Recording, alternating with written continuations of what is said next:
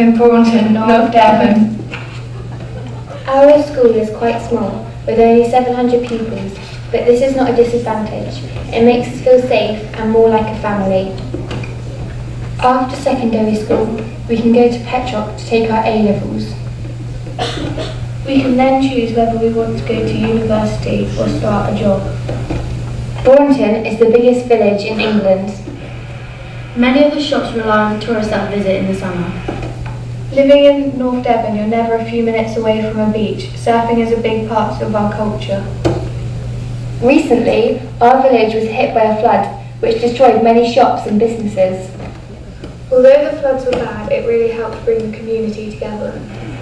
I like to live in Devon because it's a very close community and we all feel like a big family. I like living in Thornton because it's a very pretty place with all the beaches and fields. Everyone knows each other and are very nice.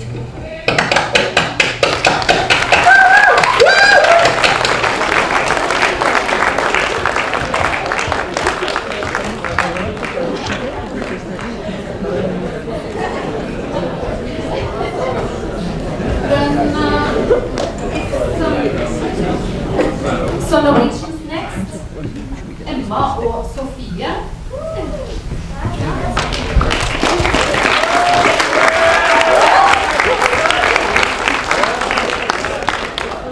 In Norway, we are very lucky comparing to many other countries. Here in Norway, we have everything we need, and if we don't have it, we get it from the municipality. We went to Brazil last summer and saw what a normal day is for them. It is a huge difference.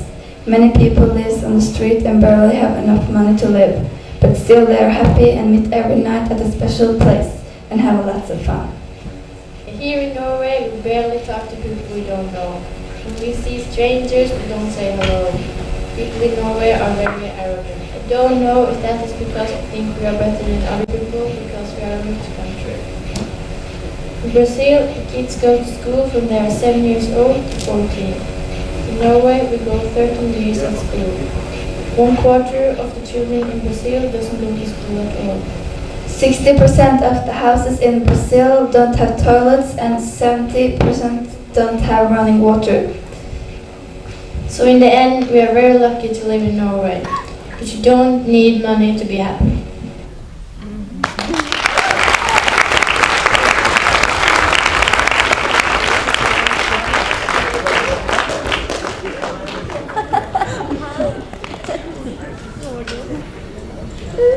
Now the French film.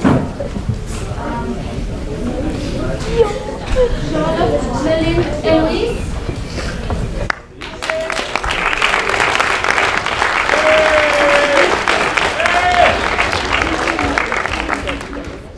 Comenius Project in Norway from 14th to 19th May 2013.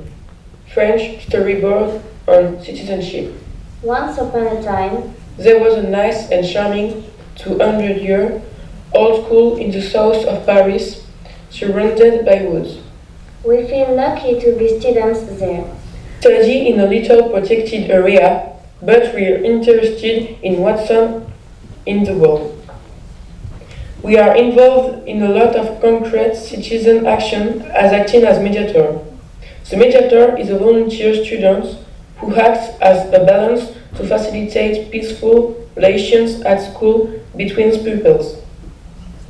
Some of us give a help to the specific needs students in their classroom. We are proud to welcome them in our project as Comenius. Different, but equal. Work on humanitarian project with Romania. 1 week a year, they share the daily life of children in the Romanian orphanage. Our school is involved in this civic action in giving financial help. Once a year, instead of having the traditional meals at the cafeteria, all the students and teachers eat a single rice meal. It's given to the orphanage. Our surroundings are beautiful. We participate in keeping it clean. Our country is so nice. Keep it clean and pure. Take advantage in learning citizenship at school. We become aware of our rights and responsibility as citizens. With our teachers, we talk about the main values of France: freedom, equality, brotherhood. What does citizenship bring us? To develop self-confidence, knowledge and experience. It gives us a voice in our school and society at large. We feel more prepared for the challenges of a changing world. Acting all together helps the world to be as one.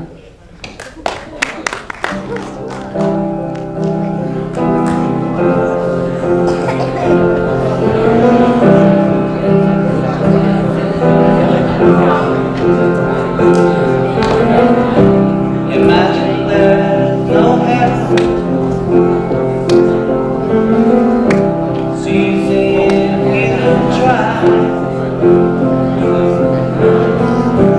No hell is lower.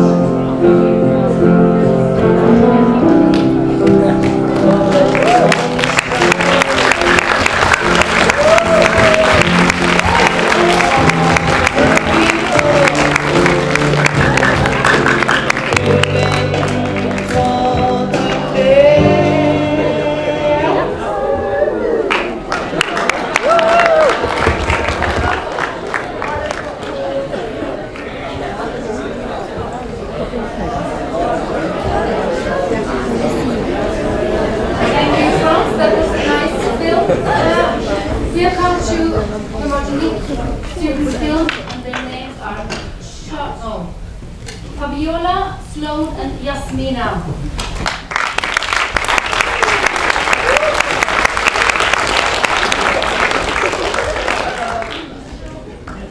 We are Fabiola, Yasmina, and Sloan. We will tell you the story of a young Haitian girl, Christelle, who was 18 years old and lived in Port-au-Prince with her parents. She didn't go to school, but she worked at the market with her mother. On January 10th, 2010, when she was at home with her family, a terrible earthquake hit Port-au-Prince. Christelle was the only survivor of her family, but unfortunately, when she tried to flee, a cabinet fell on her. Since then, she has been wounded. The social situation of Haiti being chaotic, she could not be treated or get any proper food to eat. However, an organization from Martinique called Urgence Caraïbes came to the rescue, bringing food, clothes, and medicine. Following this intervention, Christelle decided to seek treatment in Martinique. In addition, Martinique is a French department, so it is a part of Europe and gets close. There, all the citizens have a right to social security, financial aid, and school is free. When they heard her story, the members of the association decided to start the necessary steps to enable the papers to come to Martinique. After a few months, the authorities in Martinique accepted her application and granted her the residence permit. A few weeks after she arrived, she was operated, and within a few days, she got her protective leg.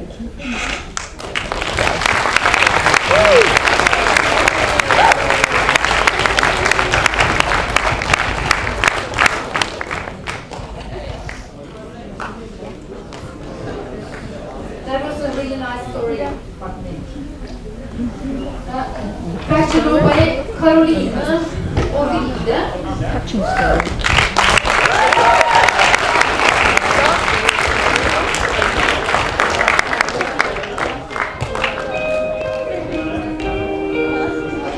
Safety.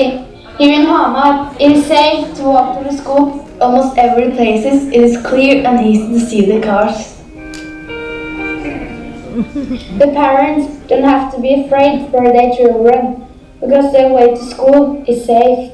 Example like here. We just stand on the side waiting for the cars to stop. And when they stop, we can safely walk over. Because most of the people on Børstad bikes to the school, there's almost no cars on our way. That is the reason for our safe schoolway.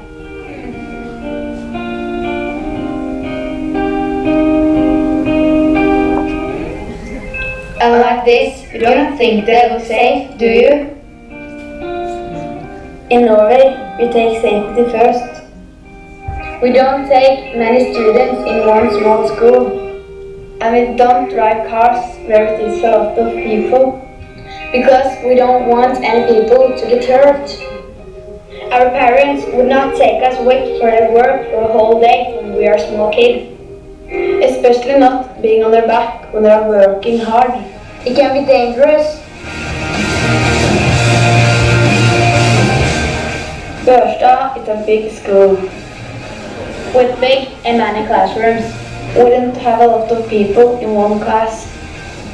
Everyone can say what they mean without being laughed at. In Norway, we don't have to use school uniforms. We can use almost everything we want. Freedom of speech. In our country, we can say what we mean and nothing dangerous will happen. We do not have to keep our mouth shut. We have freedom.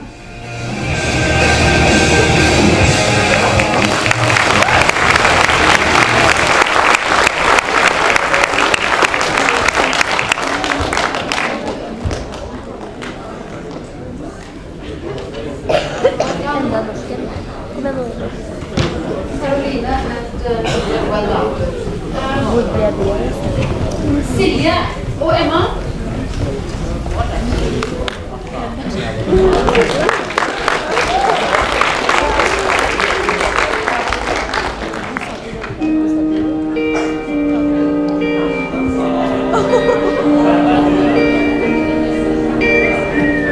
In Norway, we have to be a fjortis are a condition, not an age. To be a fjortis in such countries as Afghanistan, Somalia, Congo, Bangladesh, Norway, don't walls, lots of makeup, an iPhone, alcohol, and expensive clothes. Half the other way, being a teenager, are very different. Most of the young women under 18 years old are already married and went to husband and have kids. Women in Bangladesh have no rights over their own lives. They are dependent on a husband to support them.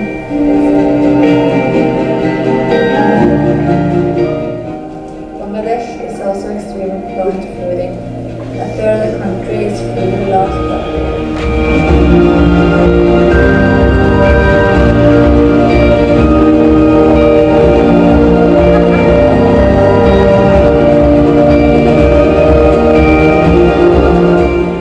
Many of the girls and women are affected because they can't swim.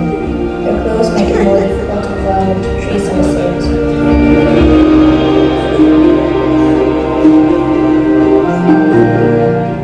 In the Constitution of Bangladesh, it says it's free and non-mandatory to go 5 years at the private school for both boys and girls.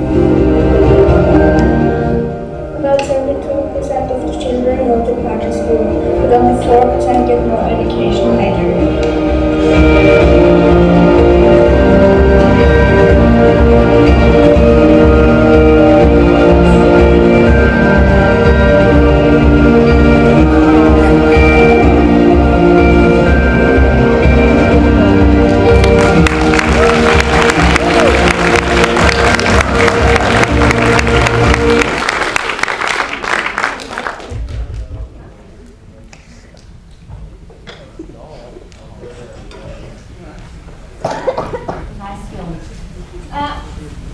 Back to England, Olivia and Sophie.